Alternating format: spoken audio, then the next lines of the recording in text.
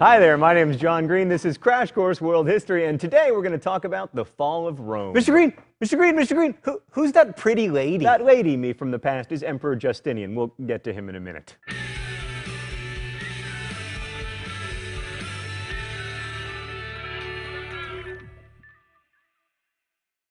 How and when Rome fell remains the subject of considerable historical debate, but today I'm going to argue that Rome didn't really fall until the middle of the 15th century. But first, let me introduce you to the traditional view, barbarians at the gates. My, don't you look traditional. If you want to be really technical about it, the city of Rome was conquered by barbarians in 476 CE. There was a last Roman emperor, Romulus Augustus, who ruled the empire for less than a year before being deposed and sent into exile by Odoacer, who was some kind of barbarian, we don't know for sure. Ostrogoth, Hun, Visigoth, Vandals, they all looked the same to the Romans. Rome had been sacked by barbarians before, most notably by Alaric the Visigoth in 410. Is it Alaric or Alaric? The dictionary says Alaric, but the vampire diaries say Alaric, so I'm going to go with Alaric. But anyway, after 476 CE, there was never again a Roman emperor in Rome. Then there's the hipper anti-imperialistic argument. That's nice, but if you really want to go full hipster, you should probably deny that you're being hipster. Right, exactly. Which goes like this. Rome was doomed to fall as soon as it spread outside of Italy because the further the territory is from the capital, the harder it is to govern. Thus, imperialism itself sowed the seeds of destruction in Rome. This was the argument put forth by the Roman historian Tacitus, although he put it in the mouth of a British chieftain.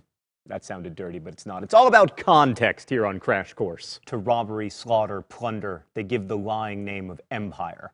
They make a desert and call it peace. There are two ways to overcome this governance problem. First, you can rule with the proverbial topaz fist.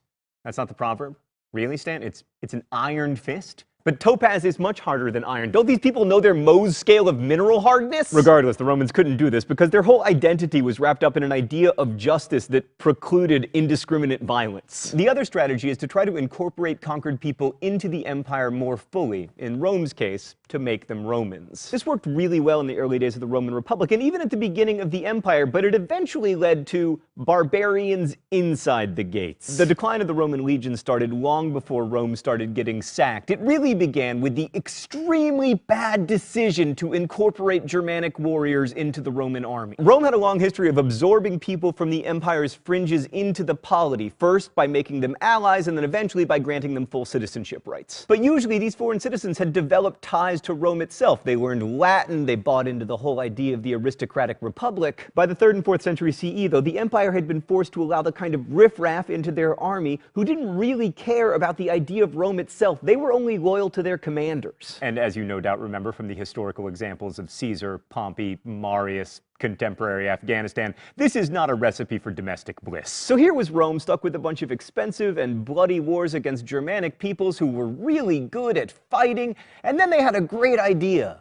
Why not fight with these guys? So they essentially hired them, and soon the Roman legions were teaming with these mercenaries who were loyal mostly to gold, secondarily to their commanders, and not at all to Rome, which was a place that very few of them ever even saw. I mean, why would they even give a crap about the health and well-being of the Roman Empire? Am I allowed to say crap, Stan? Nice. This was, of course, a recipe for civil war, and that's exactly what happened, with general after general after general declaring himself emperor of Rome. So there was very little stability in the West. For instance, between 235 and 284 CE, 41 different people were either emperor or claimed to be emperor. And after the year 200, many of the generals who were powerful enough to proclaim themselves emperors weren't even Roman. In fact, a lot of them didn't speak much Latin. Oddly enough, one of the best symbols of the new face of the Roman Empire was sartorial. Instead of the traditional tunic and toga of the glory days of the Senate, most of the new general emperors adopted that most practical and most barbaric of garments: pants. Oh, which reminds me, it's time for the open letter. An open letter to pants. But first, let's see what's inside the secret compartment. Oh, look, it's Rosie the Riveter, and she's wearing pants! Dear pants, although you eventually became a symbol of patriarchal oppression, in your early days you were worn by both men and women. And in the days of the Roman Republic, they hated you. They thought you were barbarous. They thought that people wearing you was the definition of people lacking civilization. They ventured north, and the wind blew up through their togas, and lo and behold, they adopted pants. And there's a history lesson in that, pants, which is that when people have to choose between civilization and warm genitals, they choose warm genitals. Best wishes, John Green. And now a note from our sponsor. Today's episode of Crash Course is brought to you by the all-new Oldsmobile Byzantium, mixing power and luxury in a way that's never... Really? Oldsmobile isn't a company anymore? And Byzantium is a place? Are you sure? So remember when I said the Roman Empire survived till the 15th century? Well, that was the Eastern Roman Empire, commonly known as the Byzantine Empire, although not by the people who lived in it, who identified themselves as Romans. So while the Western Roman Empire descended into chaos, the eastern half of the empire had its capital in Byzantium, a city on the Bosphorus Strait that Constantine would later rename Constantinople, thereby paving the way for They Might Be Giants' only mainstream hit. Constantine moved his headquarters, and thereby the headquarters of the Roman Empire, to Constantinople in 324 CE. Constantine had lots of reasons to move his capital east. For one thing, he was born in modern-day Croatia. Also, he probably spoke better Greek than Latin. And plus, the eastern provinces were a lot richer than the western provinces, and from a looting perspective, you just want to be closer to where the good warring is. The enemies in the east, like the Persian Parthians and the Persian Sasanians, were real empires, not just bands of warriors. And no matter who you were in world history, if you wanted to make a name for yourself in terms of war, you really needed to be up against the Persians, even if you were the Mongols. Not this time, friends.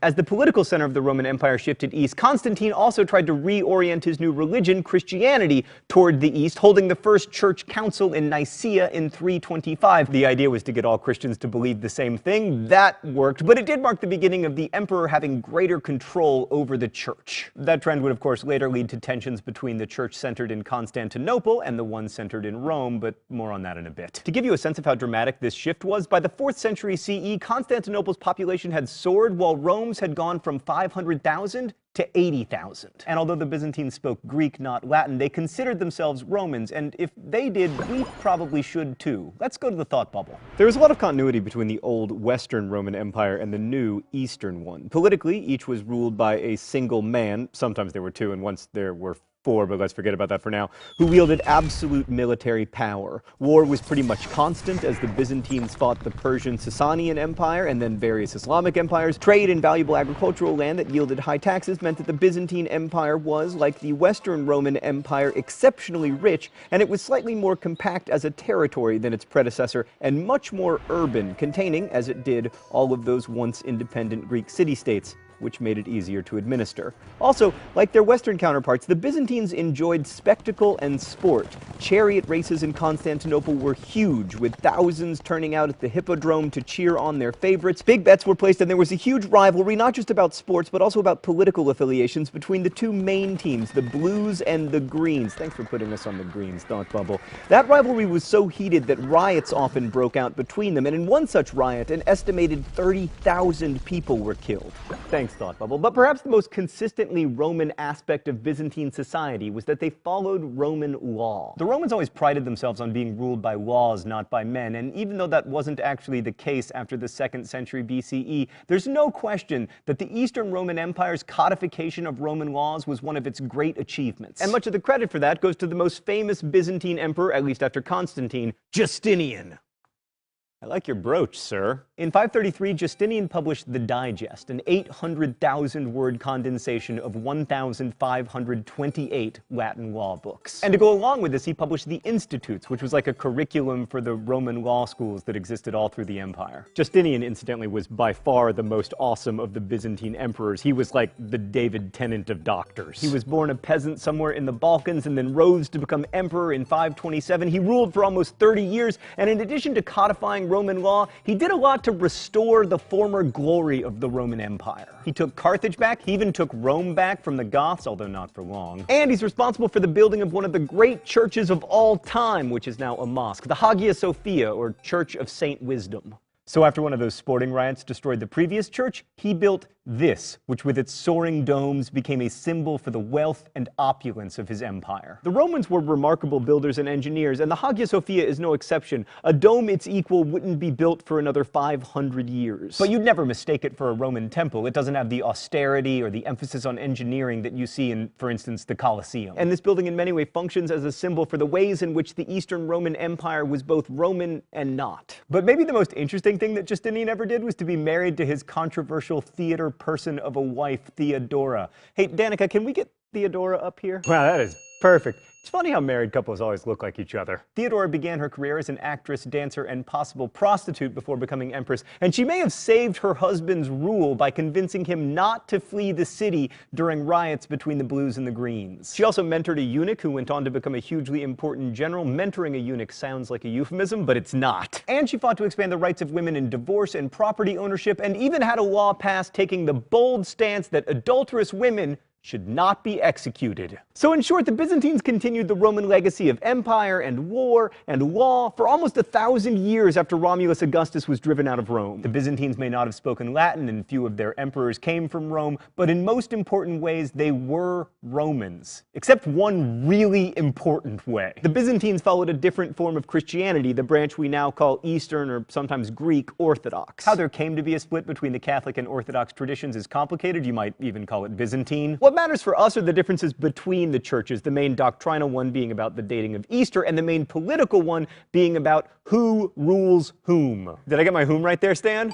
Yes! In the West, there was a pope, and in the East, there was a patriarch. The pope is the head of the Roman Catholic Church. He sort of serves as God's regent on earth, and he doesn't answer to any secular ruler. And ever since the fall of Rome, there has been a lot of tension in Western Europe between popes and kings over who should have the real power. But in the Orthodox Church, they didn't have that problem because the patriarch was always appointed by the emperor. So it was pretty clear who had control over the church, so much that they even had a word for it: Caesaropapism, Caesar over Pope. But the fact that in Rome there was no emperor after 476 meant there was no one to challenge the Pope, which would profoundly shape European history over the next, 1,200 years. So I would argue that in some important ways, the Roman Empire survived for 1,000 years after it left Rome, but in some ways, it still survives today. It survives in our imagination when we think of this as East and this as West. It survives in football rivalries that have their roots in religious conflicts, and it survives in the Justinian Law Code, which continues to be the basis for much of civil law in Europe. Next week, we'll talk about the emergence of Islam over here. How'd I do, Stan?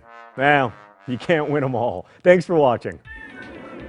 Crash Course is produced and directed by Stan Muller. Our script supervisor is Danica Johnson. The show is written by my high school history teacher, Raoul Meyer, and myself, and our graphics team is Thought Bubble. Last week's phrase of the week was Aristotelian logic. You can guess this week's phrase of the week or suggest new ones in comments, where you can also ask questions that our team of historians will endeavor to answer. Thanks for watching, and as we say in my hometown, don't forget to be awesome.